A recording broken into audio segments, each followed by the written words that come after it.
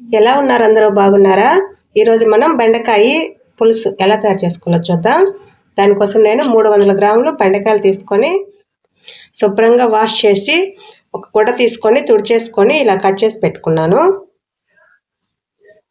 Stove on చేసుకొని కడాయి పెట్టుకున్నాను.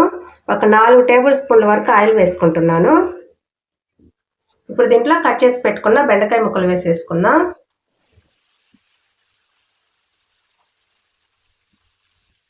బెండకాయలో జిగురు ఉంటుంది కదా, అందుకని పచ్చిగా ఫ్రై చేసుకుంటున్నాను. 3-4 నిమిషాల పాటు ఫ్రై చేసుకోండి. చూడండి, బెండకాయ ముక్కలన్నీ కూడా చక్కగా ఫ్రై అయిపోయాయి. వీటిని తీసి ఒక ప్లేట్లో వేసుకున్నా. బెండకాయ ఫ్రై చేసుకున్నాను కదా, అదే ఆయిల్లో ఇప్పుడు తాలింపు పెట్టేసుకుంటున్నాను. ఒక 1/2 టేబుల్ స్పూన్ మెంతులు, ఒక 1/2 టేబుల్ స్పూన్ ఆవాలు వేసుకున్నా. ఇప్పుడు దీంట్లోనే 4-5 వెల్లుల్లి రెబ్బలు పొట్టు తీసి వేసుకుంటున్నాను. దీంట్లో ఒక ఆనియన్ కట్ చేసి వేసుకుంటున్నాను. దీంట్లో కొంచెం సాల్ట్, ఒక 1/2 టేబుల్ స్పూన్ పసుపు కలిపేసుకున్నా.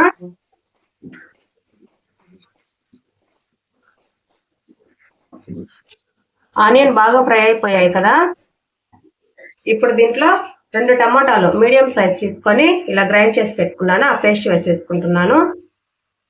నీళ్ళు ఏమి వేయకండి. ఇదంతా ఒకసారి కలిపేసుకున్నా.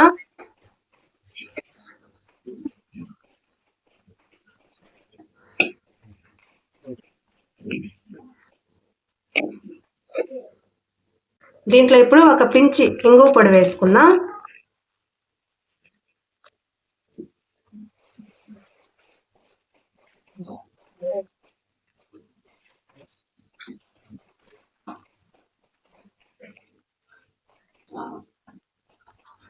టమాటా కూడా చక్కగా మగ్గిపోయి ఆయిల్ సపరేట్ అవుతుంది కదా, ఇప్పుడు దీంట్లో మనం ఫ్రై చేసి పెట్టుకున్నాం కదా బెండకాయ ముక్కలు, అవి వేసుకున్నాం. అంతా ఒకసారి కలిపేసుకున్నా.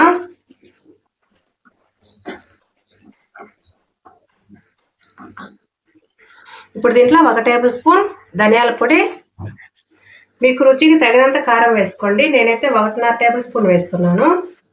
ఇదంతా ఒకసారి కలిపేసుకున్నా.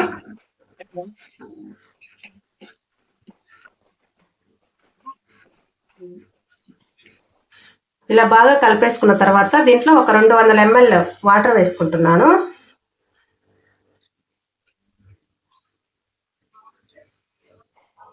ఇదంతా ఒకసారి కలిపేసుకొని మూత పెట్టేసుకున్నాం.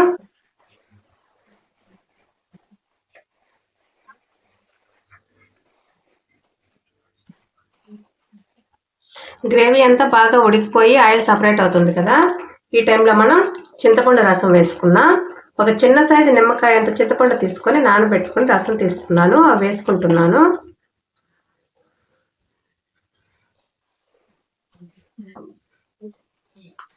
ఇదంతా ఒకసారి కలిపేసుకొని ఉప్పు చెక్ చేసుకోండి. అంతా బాగా ఒకసారి ఇలా కలిపేసుకొని మూత పెట్టేసుకొని ఒక 2 నిమిషాల పాటు ఉడికించుకుందాం. మీకు బెల్లం ఫ్లేవర్ నచ్చినట్టయితే దీంట్లో కొంచెం బెల్లం వేసుకోవచ్చండి.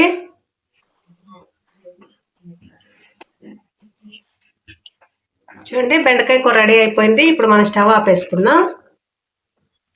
ఎంతో రుచిగా ఉండే బెండకాయ పులుసు రెడీ అయిపోయింది. ఇది వేరొక బౌల్లోకి మార్చుకుందాం. మీరు ఇలాగే ఒకసారి ట్రై చేయండి. ట్రై చేసి టేస్ట్ అనేది ఎలా ఉందో మా కామెంట్ బాక్స్లో తెలియచేయండి. ఇలాంటి మరిన్ని వీడియోల కోసం మా ఛానల్ని సబ్స్క్రైబ్ చేసుకోండి.